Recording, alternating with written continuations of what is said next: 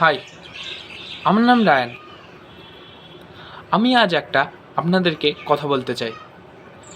আমরা জানি হালেই আমাদের মুখ্যমন্ত্রী চেঞ্জ হবে। আমাদের মুখ্যমন্ত্রী চেঞ্জ হয়ে বিজেপি জয়যুক্ত হয়ে আসবে, কোনো সরকার গঠন হবে। তো জয় হয়েছে, এটা খুব ভালো কথা।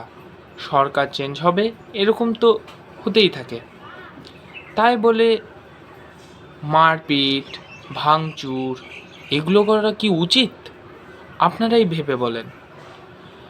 আর একটা কথা, অনেক লোকে ভাবে বিজেপি এসছে বলে হয়তো খারাপ হতে পারে পশ্চিমবঙ্গে।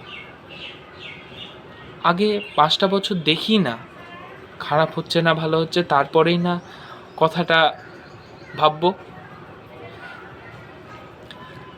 আর যারা উৎসাহিত হয়ে মারপিট ভাঙচুর করছেন তাদের কাছে একটাই কথা, এতে লাভটা কি হচ্ছে?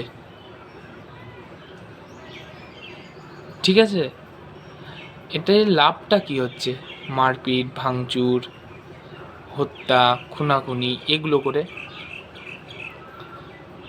তো উৎসাহ তো আরও অনেকভাবেই করা হয়, কিন্তু এইরকম করে উৎসাহ করাটা সত্যিই খুব কি বলবো।